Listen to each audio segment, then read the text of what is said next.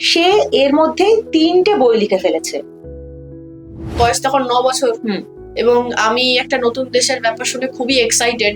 ডায়েরির অভিমুখটা বইয়ের দিকে বদলে গেল। আমার মা আমাকে একটা ডায়েরি দিয়েছিল, আমি যাতে ডায়েরিতে নিয়মিত প্রত্যেকদিন লিখি। স্কুলকে ক্লিন রাখা বা ইত্যাদি এগুলো যে তুমি তখন দেখছো শিখছো, এইগুলো সব আস্তে আস্তে তোমার লেখায় ঢুকে পড়লো, তাই তো? ডায়েরিটাই স্কুলে নিয়ে চলে যেতাম। তোমার চোখে জাপানকে তুমি কিভাবে দেখেছো? আমি একটা জায়গা ঘুরছি, আমি নোট ডাউন করি। দ্বিতীয় বইয়ের ভাবনা চিন্তা শুরু হয়। আমার মা আমাকে এইসব ব্যাপারে খুব এনকারেজ করেছিল। তোমার বই লেখায় সেই ক্রিয়েটিভিটি কোনোভাবে এফেক্ট করেছে? আমার অ্যাঙ্কেলে ক্র্যাক হয়েছিল।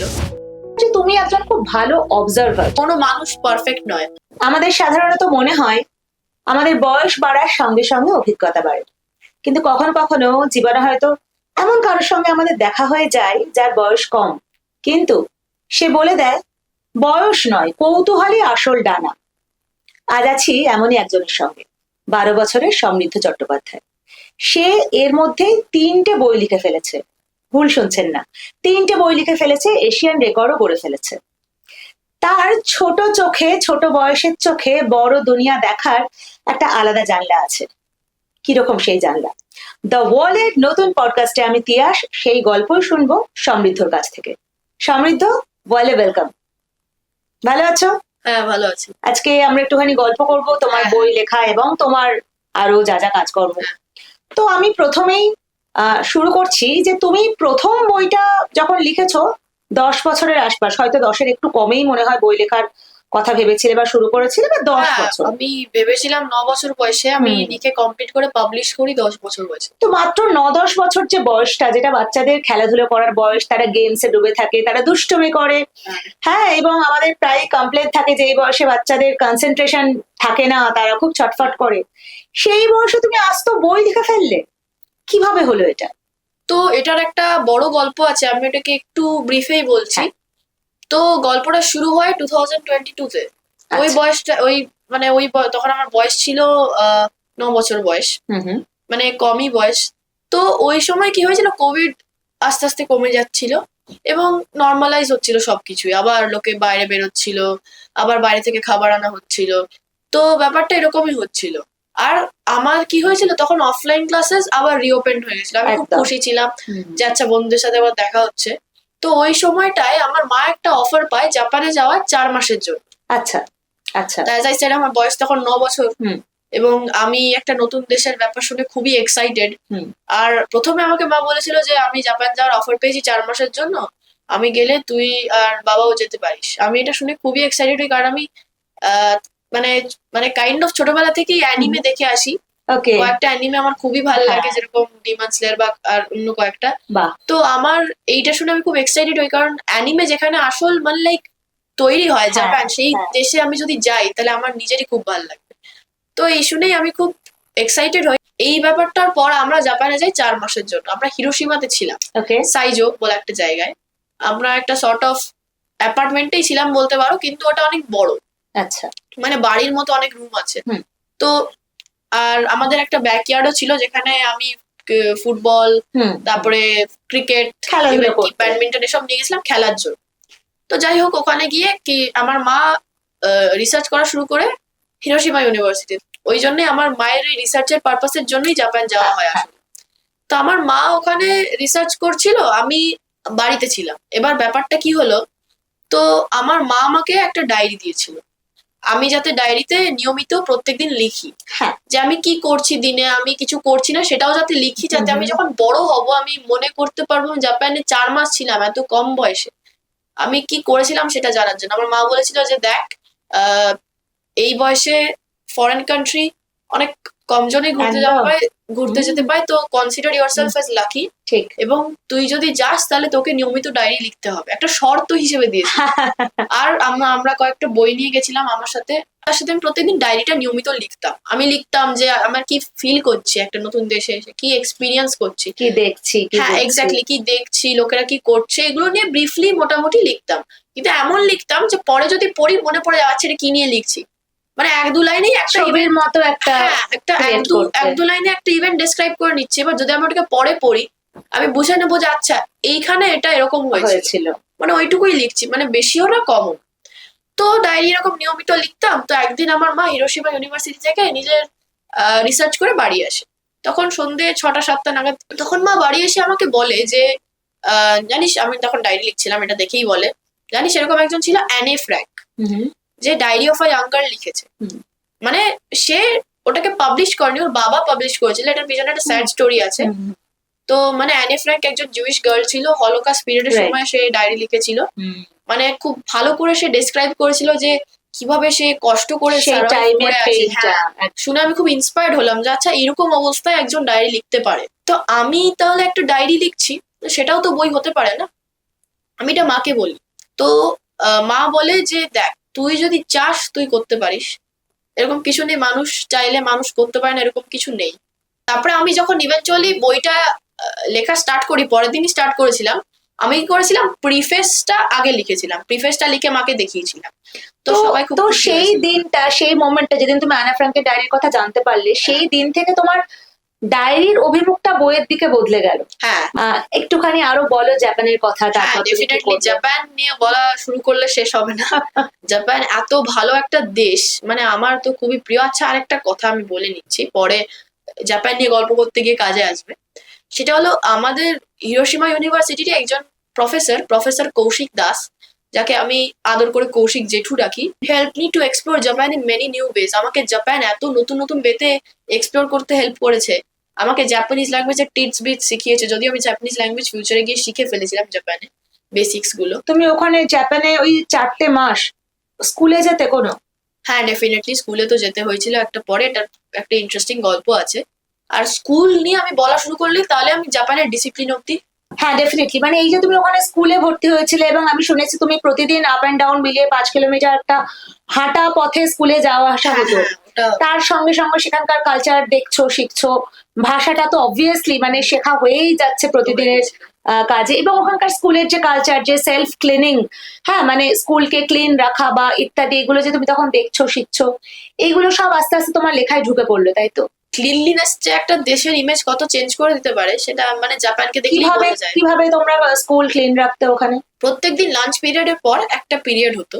সেই পিরিয়ডে সব স্টুডেন্টসরা একত্রিত হয়ে টিচার্সদের সাথে মিলে পুরো স্কুলকে প্রপারলি ক্লিন করতো, বাথরুম থেকে শুরু করে সব ক্লাসরুম, ইভেন কি লাইব্রেরির সব তাক এসব। মানে তারপরে ক্লিনিং এর জন্য আলাদা পিরিয়ড ফিক্স রয়েছে ওখানে? হ্যাঁ, একটা পিরিয়ড আছে। সেই পিরিয়ডটা ফ্রাইডে থাকতো না, ফ্রাইডে ওটা ফ্রি পিরিয়ড, ওটা সবাই খেলাধুলো করছে বাইরে বেরিয়ে।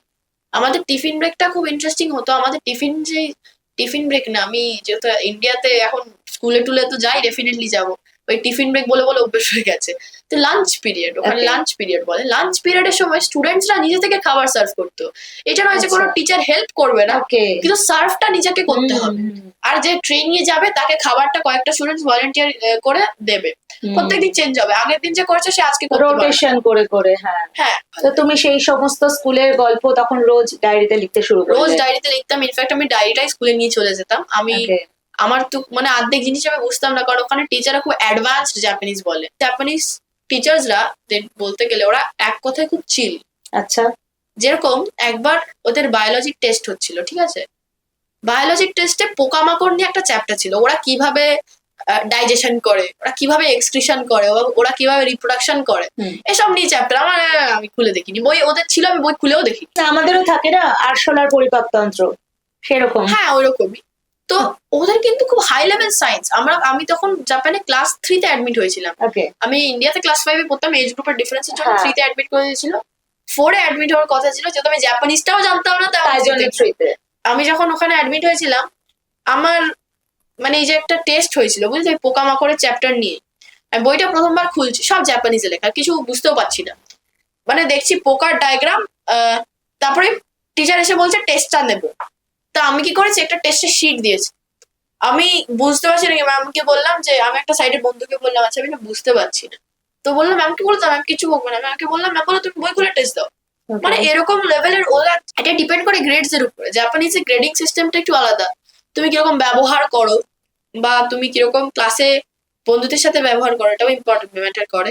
তুমি কিরকম প্রজেক্টস করো, অ্যাক্টিভিটি করো, এগুলোর উপরে তোমাকে গ্রেড অনেক ডিপেন্ড করে। ওরা একটা কি করে তুমি মোরাল মানে স্ট্যাচার তোমার, তুমি কিরকম একটা মানুষ, সেটার উপরেও গ্রেড, একটা ওভারঅল ইভ্যালুয়েশন হয়, শুধু পড়াশোনা। বললাম না অ্যাক্টিভিটি, ওদের অ্যাক্টিভিটিটাও খুব ইন্টারেস্টিং হয়। আমাদের ইন্ডিয়ান এডুকেশন সিস্টেমে যেরকম কি হয়, মানে পেন্টিং হয়, মোটামুটি পেন্টিং, কাটাকুটি, টুকটাক এগুলোই হয়। ওদের অ্যাক্টিভিটি নেল মারতে হচ্ছে, ওকে। নেল মেরে একটা এরকম একটা মার্বেল এরকম ট্র্যাক বানাতে হচ্ছে। আচ্ছা এরকম অ্যাক্টিভিটি আমি আচ্ছা। করেছি, আমার বাড়িতেও আছে। ওকে। তো ওদের হলো কি, ওরা সবকিছুকে একটু এক্সট্রিমে নেয়, আর ইনফ্যাক্ট ওরা খুব প্রপারলি সবকিছু ওদের এডুকেশন সবকিছু প্র্যাকটিক্যাল নলেজটাও দিতে চাই, লাইক হ্যাঁ। একজন মিস্ত্রি যদি কেউ কাজ করতে চায় সেইটাও তাকে শিখিয়ে দিচ্ছে, এরকম একটা ব্যাপার। হ্যাঁ, ওদের এই যে ক্লিনিং এর ব্যাপারটা, এটা তোমাকে খুব মানে তোমাকে খুব গ্রাউন্ডেড রাখবে।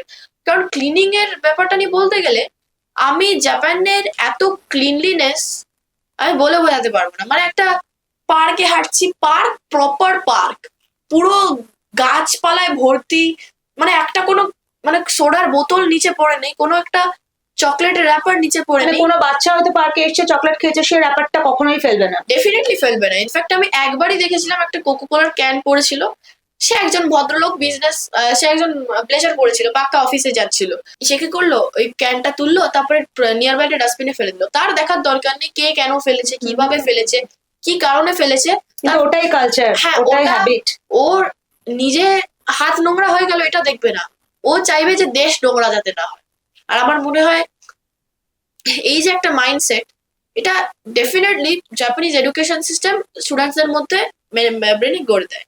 এবার নট অনলি টিচার্সরা বললে তো হবে না, প্যারেন্টসদেরও বলতে হবে। তো টোটাল এটা একটা মিক্সচার করে জাপানিজে সবাই খুবই ডিসিপ্লিন। এবং আরেকটা কথা যেটা বলবো, জাপানিজ স্ট্রিটস এর ব্যাপারে বলতে গেলে, ভেহিকলস, স্ট্রিটস মানেই ভেহিকলস, আমরা 4 মাসে একটাও সিঙ্গেল হর্ন শুনিনি জাপানে। রিয়েলি? হ্যাঁ, একটাও হর্ন শুনিনি, Okay. neither from a cycle nor from a bus nor from a train. Like Okay. পিপ পিপ, মানে ট্রেনরা মানে আমাদের আসে না, মানে পিপ পিপ ট্রাফিকে করে কোনো আসে না? সাউন্ড বলে কিছু নেই। হ্যাঁ, মানে পিপি বলতে ট্রেন যে হর্নটা বাজায় আসার আগে। আর Whistle. হ্যাঁ, ওই হুইসেল, এই পিপি মানে যে হর্নটা বাজায় ট্রেন। তো আরেকটা হলো বাস, কোনো রকম মানে সাইকেলের দিকেও শুনিনি। তো মানে আমি বুঝতে পেরেছি এটা শুনে, মানে এটা দেখে রাদার, যে ওরা কতটা নিজেদের ক্লিন আর গোছানো রাখে। ওদের এবং বাড়িও কতটা নিয়ম হ্যাঁ। মেনে রাস্তায় গাড়ি চালায়, হ্যাঁ, যে exactly. হর্ন দেওয়ার দরকারই হয় না। তো এই বইটা যে তোমার জাপান নিয়ে, an Indian kid in Japan, এই বইটা যে পাবলিশ হলো, তো সেই বইটা যখন তুমি তোমার জাপানের যারা টিচার্স ছিলেন বা যারা বন্ধু বান্ধব ছিল তাদের কাছে কোনোভাবে বইটা পৌঁছেছিল, বা তারা জানতে পেরেছিল যে তোমার চোখে জাপানকে তুমি কিভাবে দেখেছো এবং তো লিখেছো? জাপানিজ টিচাররা প্রথমেই বইটা পেয়ে আসলে কেঁদে ফেলে মোটামুটি। আচ্ছা, ওরা ওকে। খুব ইমোশনাল হয়ে গেছিল যে একটা স্টুডেন্ট ওদের স্কুলে পড়েছিল, সে বাড়ি ফিরে, নিজের দেশে ফিরে জাপানকে নিয়ে একটা বই লিখেছে, ওদের দেশকে নিয়ে একটা বই লিখেছে। ওটা ওদের as a citizen of Japan গর্ব হয়েছে, অ্যাজ আ টিচার গর্ব হয়েছে, as a teacher of the school that boy taught it, মানে আই আই স্টাডিড দেয়ার, ওইভাবে ওদের গর্ব হয়েছে। তো ওরা মানে আমার কৌশিক জেঠু, তাকেই আমরা বইটা লাইক তার মাধ্যমে হ্যাঁ পাঠিয়েছিলেন। মাধ্যমে পাঠিয়েছিলাম। তো কৌশিক যেন দিয়েই বলেছিল যে খুব মানে অলমোস্ট কেঁদে ফেলেছিল, ওদের ছবিও আছে বইয়ের সাথে। তো আমারও খুব ভালো লেগেছিল এটা শুনে আর কি। মানে আমাকে আমি ভাবতাম যে আমি আসলে জাপানি স্কুল থেকে আসার আগে আমি খুব ইমোশনাল হয়ে গেছিলাম যে আচ্ছা আমি যাচ্ছি, এরকম হচ্ছে। আমি জানতাম না যে টিচাররা আমার প্রতি ওটাই ফিল করে। তারপরেই কি দ্বিতীয় বইয়ের ভাবনা চিন্তা শুরু হয়?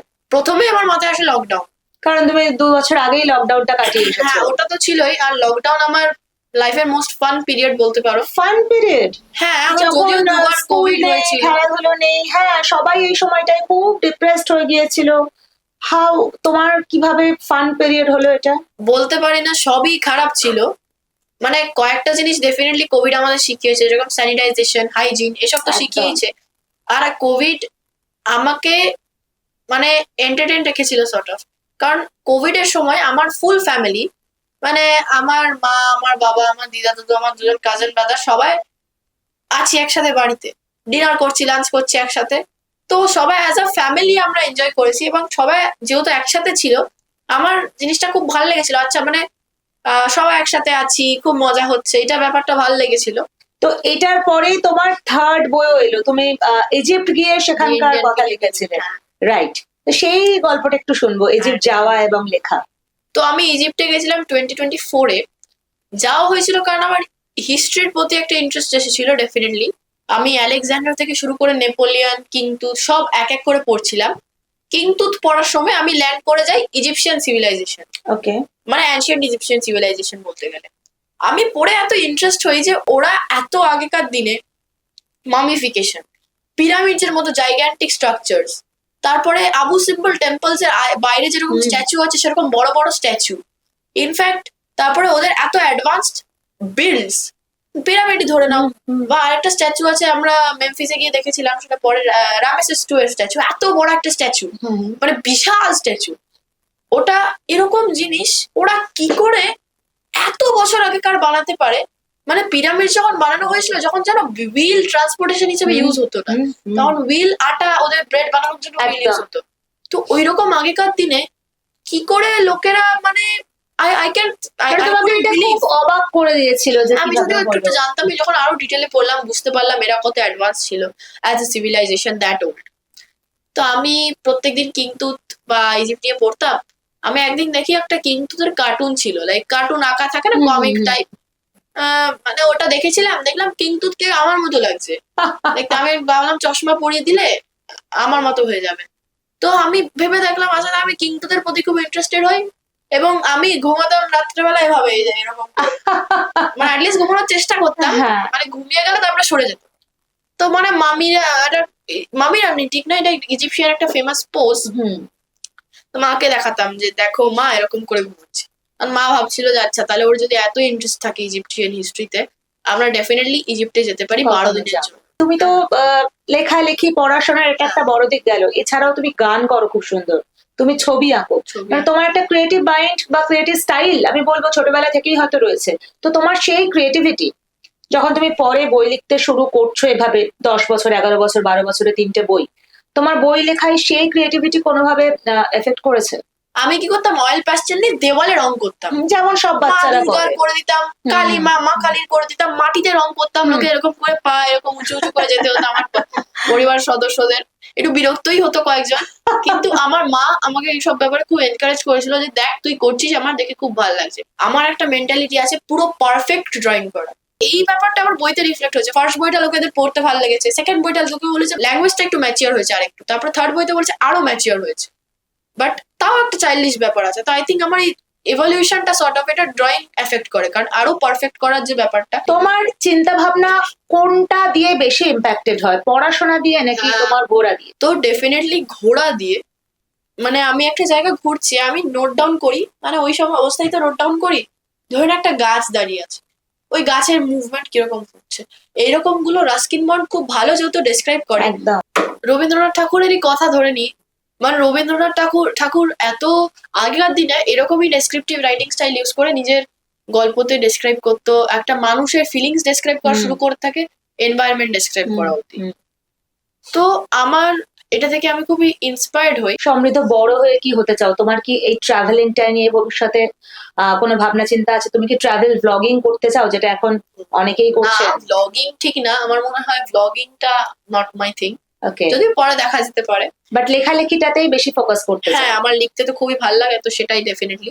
আমি যদি লিটারেচার নিয়ে প্রফেসর কোথাও হতে পারি, যেরকম অক্সফোর্ড ইউনিভার্সিটি, এগুলো আমার কমপ্লিটলি আমার ইচ্ছে। আমি জানি না কিরকম কি হবে, হয়তো চেঞ্জ হতে পারে, কারণ মত রিসেন্টলি আমার মাঝে মাঝেই চেঞ্জ হয় এবং সামনে অনেকটা টাইম পড়ে আছে। হ্যাঁ এক্স্যাক্টলি। তুমি 3টে বইয়ের কথা নিয়ে আমরা আলোচনা করলাম, পরের বইটার ভাবনা চিন্তাও কি শুরু হয়ে গেছে? পরের বইয়ের ফার্স্ট ড্রাফট ইনফ্যাক্ট কমপ্লিট হয়ে ওকে, গেছে। তার মানে চতুর্থ বই খুব তাড়াতাড়ি আসছে। হ্যাঁ, definitely. সেটা কি নিয়ে, আমরা কি একটু স্পয়লার পেতে পারি? হ্যাঁ একটু স্পয়লার দিচ্ছি, ওটা আমার লাইফের লেসন্স নিয়ে।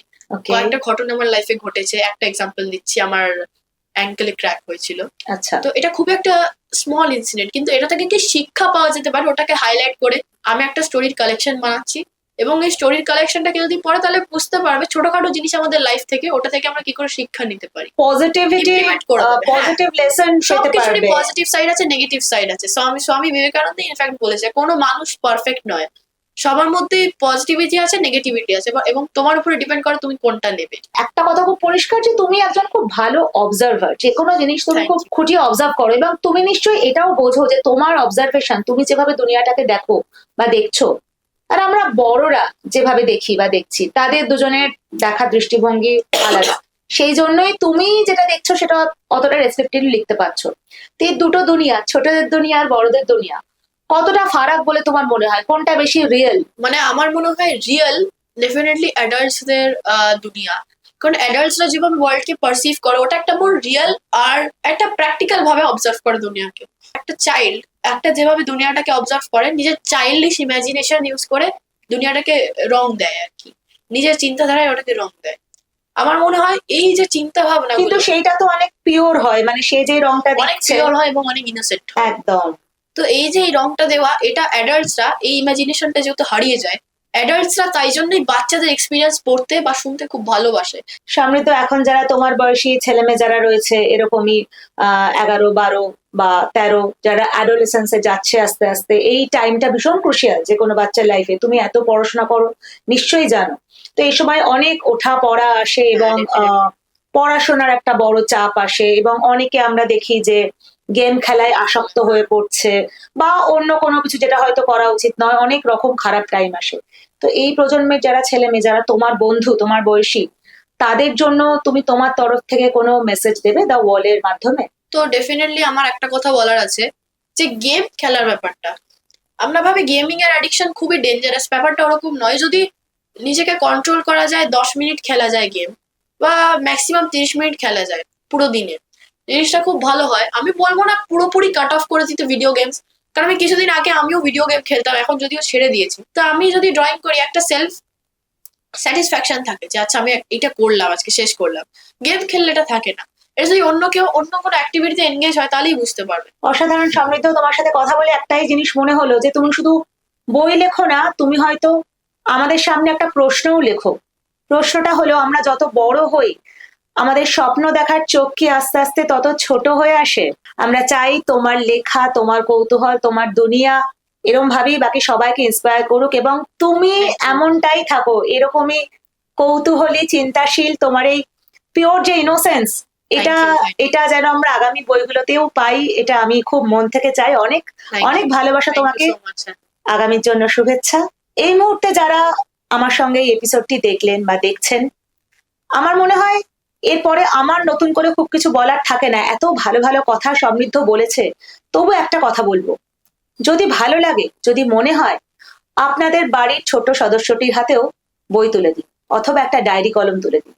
কে বলতে পারে তাদের কল্পনাও হয়তো ডানা মেলার জায়গা খুঁজছে, আপনি হয়তো সেই ডানাটা মেলতে সাহায্য করলেন। এই এপিসোডটা ভালো লাগলে লাইক করুন, কমেন্ট করে মতামত জানান এবং শেয়ার করুন। ততক্ষণ পর্যন্ত দেখতে থাকুন দ্য ওয়াল, কারণ খবর এখন এখানেই।